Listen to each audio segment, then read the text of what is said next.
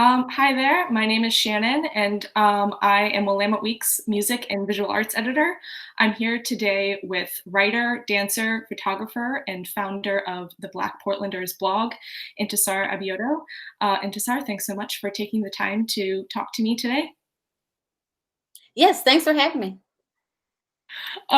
Yeah, so I guess just to start off, how have you been? What have you been doing to stay sane and take care of yourself amid everything that's going on? Wow, I'm still working that out. Yeah, um, too good and also too strange effect. Um, yeah, I don't know. Like I've been doing a lot of reading. I've been getting a lot of books off of the internet. Like a lot of photo books by Black photographers, just to kind of get some expansiveness in my mind around what people have been doing. A lot of research. Actually, that's I think that's been it between the books and between like the research. I think that's one of the things that's been keeping me sane. Like things to think about out there. Yeah. So yeah, how has that research that you've been doing before, the uprising even started, like how has that Mhm. affected how you do view this present moment? I would say how I feel inside is like all these time spaces moving through me, like at all interstices, and being where I am in this time frame, like trying to listen to all these past like past uh uh uh plural, i've been I've been out like a few times to some of the protests the first day, or it was like that first Friday that there was something in the morning, and then there was like a vigil, and then there was that first night that there was like the rioting and everything. I've been out a few times to shoot, but I've also been very interior, like photographers and also artists, but photographers, like there's this thing of like you're out there, you have to be out there. But I also feel like I'm a black person in this time. Like I'm not saying that I can't be it I can't be doing um it's like you want to grow in your levels of contribution, but it's like I'm also experiencing all this very viscerally from being in my house and having very limited interactions with anyone, um to this, like all of a sudden, like phew, like suddenly, whether it's from the world, from my own mind, or from like um the world getting at me, and also a lot of black creators to do things all of a sudden. Like I just felt this like, and then I felt this kind of stasis, and then this hyperdrive into like, and that is also wild and crazy. So yeah, I've definitely been in turmoil. The camera is just one tool for a whole body that's sensing space and time. And yeah, I've been buying books. Actually, I'm going to show you my books. Okay, like this book right here. I just like this book. This book, listening to IMAGES. Sometimes I will spell things if I can, like say things because I stutter. But yeah, just about like listening to images. Or let's see, this one here, this Viewfinders, Black Women Photographers by Jean Mutasami Ash. Or yes, I've been buying books. I've been buying books by black photographers. So this is The Black Triangle by Armet Francis. He's a black photographer based in the UK. So this came out in the 80s. So just thinking about the diaspora, like trying to listen to other black people, Black Joy and Resistance uh by by Adrian Waheed. Yeah, just like I'm trying to listen before I speak, and I'm trying to listen to the world, but also to the the different thoughts and iterations of Black people right now. So even I mean, yeah, I'm not always trying to make things right now. I'm trying to listen, and that's been helping me. Like, there's always more time to listen and learn. And then when you know you can, I don't know. Yes, I'm still in turmoil. I don't have the answers. Yeah. Yeah, yeah. I mean, has it been difficult to produce during this time, especially when there is like, I mean, there's so much pressure on people to like produce stuff, like especially about this moment. Yeah, there is. Yeah, I mean, I didn't go out to the initial protest because I didn't feel safe, you know.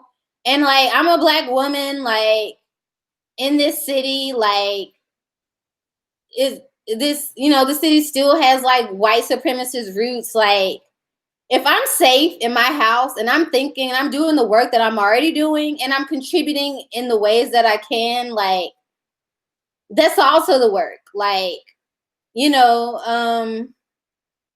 and I have gone out. Like, I went out last night to the Jason Washington visual out at PSU. Yeah, he was killed by like Portland State like university police or campus police like 2 years ago yesterday. And um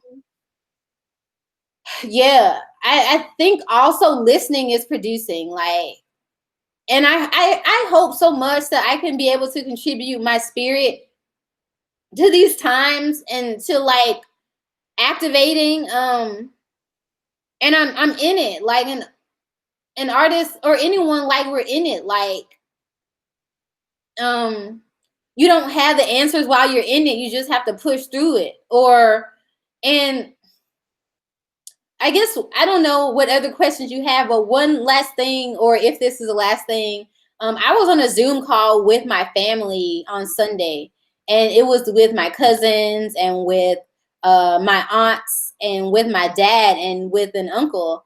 And so my family, they were really involved in the civil rights movement in Memphis, and they were arrested all these times. And so when and they were like called or like as like the most arrested, like like fifth, like family in the civil rights movement. But when they were being arrested, like my aunts, all of them were arrested. They were between the ages of like 12 to 21. So these were Black girls. These were Black girls who were like purposefully going out in Memphis to be arrested in the 60s. And I guess I just have to come back to like also like I have to come back to a lot of things. I have to come to not just Black like women's wisdom, but Black girls' wisdom, and also like youth, and like, and just like listening to what all these all these iterations of identities that are purposefully barred from speaking, from existing, like being able to listen to their fight, their spirit of fight. So I'm trying to listen now as a 34-year-old, you know, I'm trying to listen to my young girl self. Like, what would she be doing right now? Like, how brave would she be? These are my thoughts and my questions that are swirling in a mass in my existence. When you are going out and taking photographs, I know it seems like a lot of the photos that you take, especially the portraits that you take for Black Portlanders, they're these very like intimate, momentary images, and you really capture people like in their own element. Mhm. It's sort of less possible to do that during the pandemic. So I'm curious how it is, yeah, just in general, how the Yeah. pandemic, how you shoot things. Sometimes I don't need to take any more pictures because the work that I have hasn't always been seen yet, you know. And so a lot of my recent times has been gathering and processing. Like, there hasn't been a lot of work published on the Black Portlanders blog because I've been doing deep research about other Black artists. You know, I also had an experience where it's like when the Black Portlanders like was really seen, it's like sometimes you're asked to do all this stuff, and it's kind of like you go from making something from your heart to being asked to show up in all these different ways. But then when you come but then when Black people and Black women and Black girls come to speak about the things, they don't really want it. You know, they want the bravery after it's done. They don't. And I'm going to speak to this now, to this moment now. You want the bravery.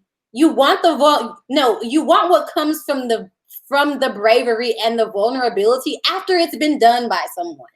And so I would also speak to a lot of these companies and things. Yes, this is it.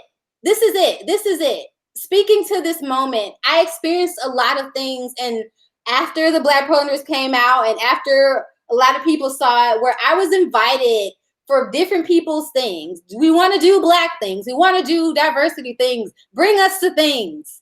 But when it comes to divesting, when it comes to actually giving up power, we got to bring it back to the real things. We got to bring it back to like reparations. We got to bring it back to abolition. We got to bring it back to the things, the art. I mean, sometimes people thought that I would come to show the pictures, but I'm telling stories about actual living Black people. These aren't photographs. Like, I'm an artist, but I'm not, I'm not lost. I'm always working for Black liberation. And so I've had to reframe my stance. Like, you know, I'm not just gonna be always bringing pretty pictures of Black people for people to look at while not deeply investigating their own, place in all of this, whether you're talking about indigenous like sovereignty, what's happening with the land, like the connection with Black liberation and indigenous sovereignty. Like, I'm still processing it. I'm an artist in process right now. And sometimes you can't show and be out in the world because you want to do work that actually honors, and it does more than honoring, takes real care of people. And that's kind of where I'm at now. Like, I want to show work, but I also want to make sure that I'm not contributing to like harmful practices because I'm not aware of how I can be used or Black art can be used. So that's why I'm listening. That's why I'm going back to Black artists who were working in the 70s, in the 80s. Like, how did they survive? How did they contribute? And how can I be a part of a Black liberation and artistic legacy in real time? Yes.